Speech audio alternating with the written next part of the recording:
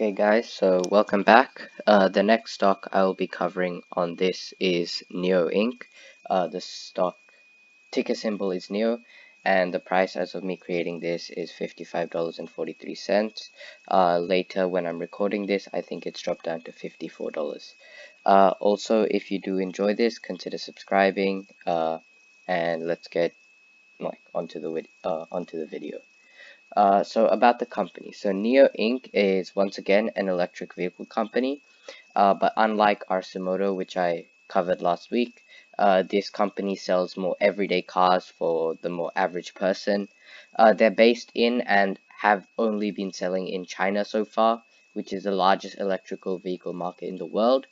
And something that sets them apart to other electrical vehicle companies is that they've implemented BaaS, which stands for Batteries as a Service. So it's kind of like a subscription plan, from my understanding. They've also created a 100 kilowatt per hour battery for their cars, which is quite high, especially in the electrical vehicle market. And alongside cars, they also provide products such as Nio House and Nio Power services as well. So the recent news about this company is that they've recently beat their Q3 earnings expectations, which has caught a jump in their stock price. They have had a lot of tailwind behind them, and the stock is more than 200% up over the last few months. The company's gross margin is up 13%, and next year they're expected to develop 100,000 vehicles, increasing from 5,000 cars a month to 7,500. The CFO says that the revenue will increase from between 920 to 940 million for the next quarter, which is up from the third quarter, the one that they just beat, of $666 million. And next year they're also releasing two new sedan models as part of their car collection. So the financials. So most of this will be in Chinese currency. So the EPS is -10. The dividends is not applicable because they don't pay. The book value per share is 89 cents. And mind you, this is in the US dollars. So this is comparing to the $55 USD stock price. The free cash flow is negative 10.5 million Chinese yen. The return on equity, I couldn't find much data on this, but I did some searching and it's approximately 180%, but I'm not sure how reliable this is. The net margin is negative 145 and the interest coverage is negative 24 years. And the debt to equity is 0.97. So let's just go through this. So the earnings per share giving negative means that they're not necessarily making any money, like any profit as of right now. The dividend, not having any dividend is understandable. It's a new startup company trying to grow. The book value per share is 89 cents. So this represents that the integral value of the company divided by the number of stocks, like the assets and long-term and short-term assets plus brand name, etc., comes down to 89 cents per stock. So this does not take into account where the stock might be in the future terms, but purely looking from the integral value of the stock itself, it is quite heavily overvalued. The free cash flow is negative 10.5 million. So once again, they're not making any money and they are in debt as of right now. But especially with a new company, especially I think it was made in 2014 or so, while it is not the best thing, it's not exactly something out of the ordinary to not have profit by now. The return on equity, as I mentioned, I'm not sure how reliable 180% is, but I think that's what it has been over the last 2 quarters. I think the return on equity was 180%. The net margin is negative 145, once again, not profit. Their interest coverage is negative 24 years. So this is where it starts coming a little bit not financially strong, is because they're not making money and they do have a quite high debt to equity ratio of 0.97.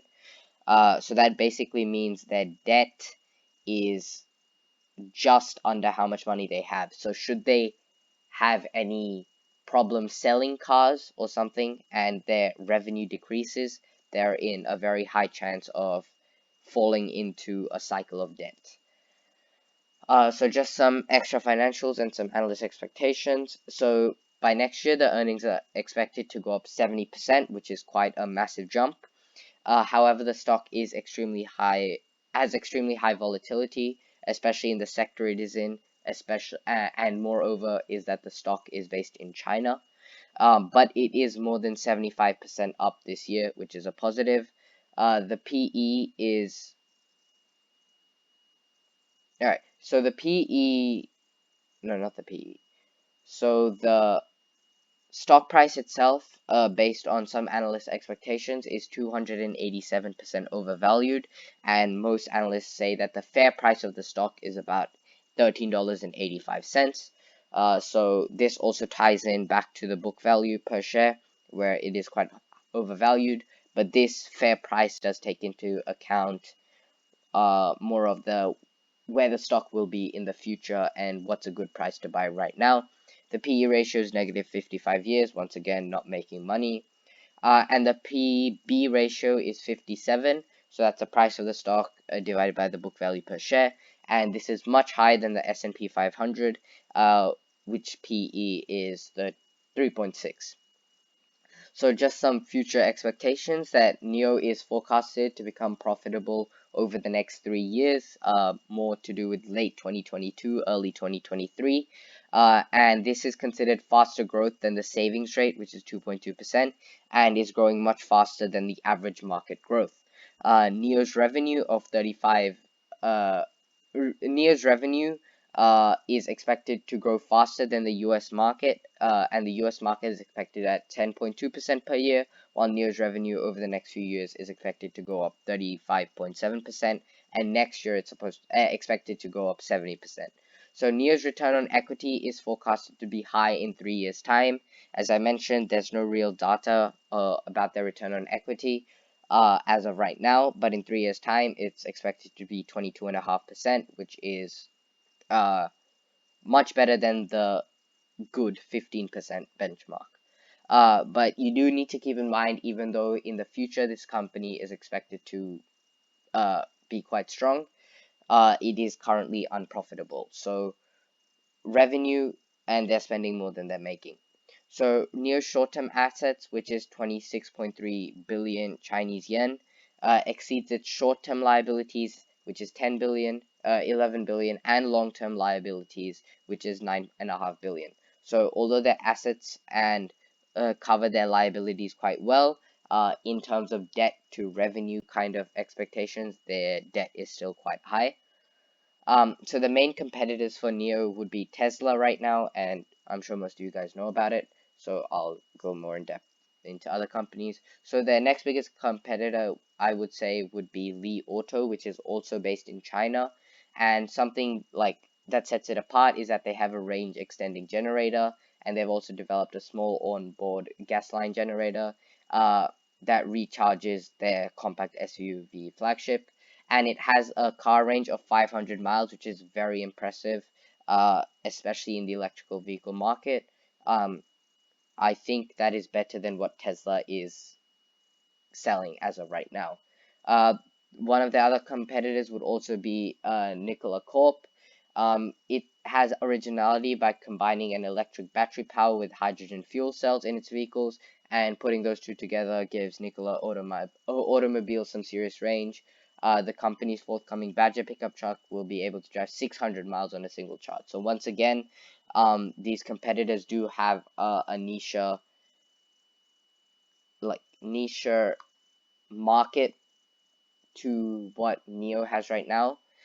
Some other competitors they have are Workhorse Group, Canoe Holdings, and Lordstown Motors, but none of these companies have actually started manufacturing, and most of these are expected to sell cars late 2021, early 2022. So I haven't gone much depth into that. They also have an Arcimoto as a competitor, however, that is based more in the US. And also, I have done an analysis on that last week. So if you want to go check that out, you can. So just an overall evaluation of the Nio stock. It is a similar position to what Tesla was a few years ago. And it has the access to the largest electric vehicle market in the world, which is China, but it is also the most competitive electrical vehicle market in the world. And while it has the potential to become a great electrical vehicle stock, as it has a head start over most of its competitors, as I mentioned, quite a few of them haven't started manufacturing and selling yet, it is highly overvalued as of right now, and it must be able to use its head start well. However, a positive is that it is backed by the Chinese government, so that kind of gives it that extra edge that it needs. But it is yet to make profit and is expected to in late 2022, early 2023. So my suggestion is wait next year, late next year. So as of right now, the stock has a lot of tailwind behind it, and the stock price is keeps going higher and higher. So I'd suggest let the stock price boil down, maybe buy it close to the $20 mark, maybe once it settles down next year, where it will reach a more valid price as it is extremely overvalued right now. But in the end, you must do as you must, and thanks for listening. Thank you.